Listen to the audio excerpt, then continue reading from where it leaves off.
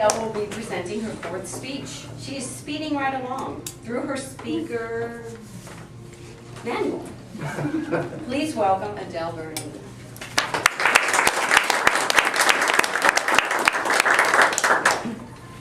Good morning, fellow Toastmasters.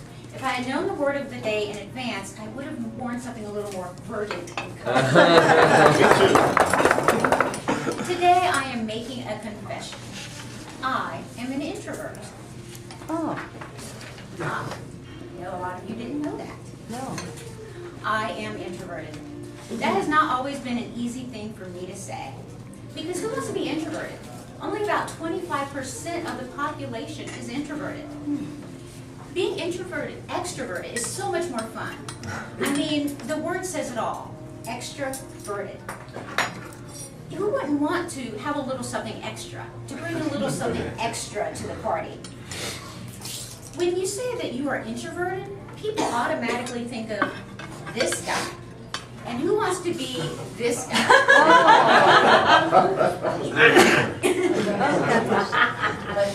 How do I know that I am introverted, you ask?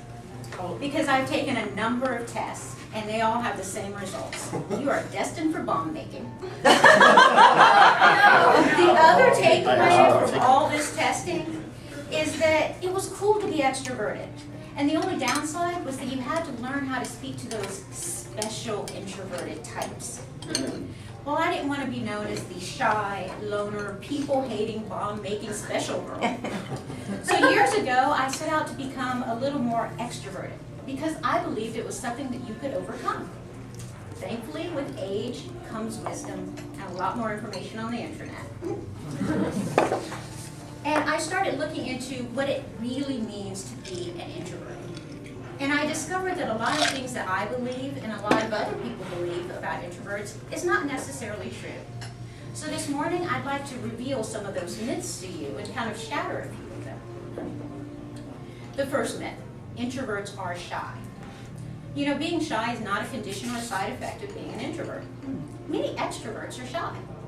Shyness means that you have anxiety in social situations or around people that you don't know. Introverts don't have a problem with social interactions. It's just for us, it's energy sapping. Whereas for extroverts, it's more energy enhancing. Number two, introverts are rude, or arrogant, or socially inept. This particular myth has affected me personally. When I was younger, way back in my 20s, 2 years ago, a coworker told me that she thought that I was arrogant. And I was truly hurt by this because I really liked her. I thought we were friends, and I didn't know what prompted her to make that statement. As I got older and wiser, and I learned more about introverts, I understood the issue. Introverts don't always see the point in unnecessary conversation.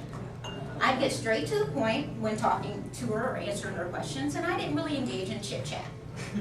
Over the years, I've started to add a little more small talk in my conversations with extroverts because it pacifies them a little. Lucky for me, I've always worked in accounting and finance. That's otherwise known as introvert heaven.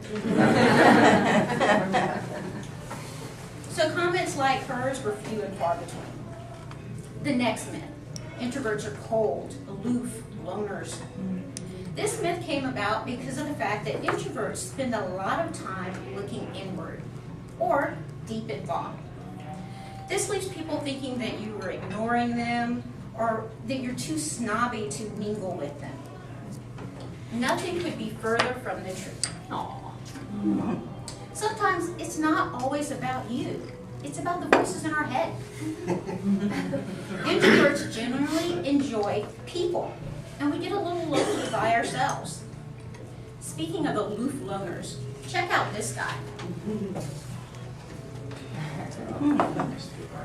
One morning, I was laying in bed watching the Biography channel, and they were describing an actor who loved to read, write creative fiction, take long walks with his dog, and generally spend a lot of time just being by himself. And I thought, who is this guy? Is he single? This is my soulmate. And then they mentioned that his name was Steve Martin. And I said, Steve Martin? The wild and crazy guy from Saturday Night Live? That Steve Martin? You gotta be kidding me. But there he was. And all of his friends were describing him. Because apparently Steve Martin doesn't feel comfortable giving interviews. So I thought to myself, maybe I should rethink this whole introverts are a bad thing. The fourth myth, introverts are not talkers. This is a huge myth. Introverts talk when they have something to say. As a matter of fact, there have been some famous introverts who made their living by talking, like David Letterman and Barbara Walters. There's also a lot of actors who are introverts, like these two.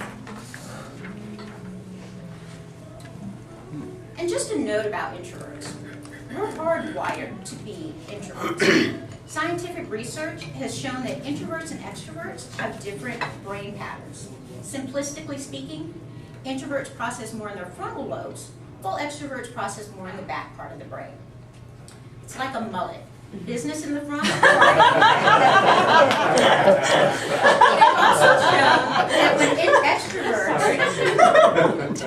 somebody had that hairstyle apparently.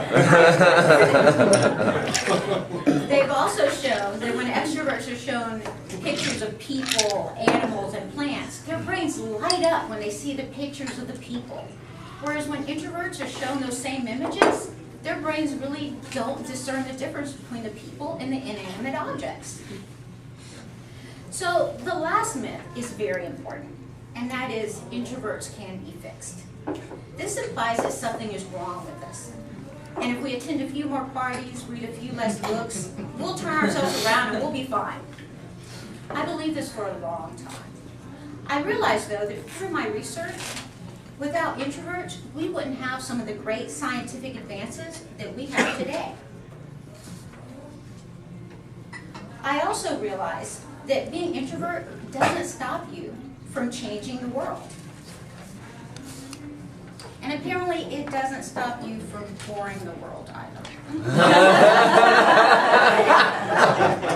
Sometimes it can even help you find a place in history. I also realized something that all those personality tests never tell you, that I am perfectly normal. I will probably never be the life of the party or have 10,000 Facebook friends, but I'm okay with that. Knowing the reason why I seem a little more tired in social interactions, or why I get irritated when people ramble on aimlessly, why I'm usually the first person to leave a party is great. But knowing that all of that is okay and that I don't have to change is priceless. Thank you.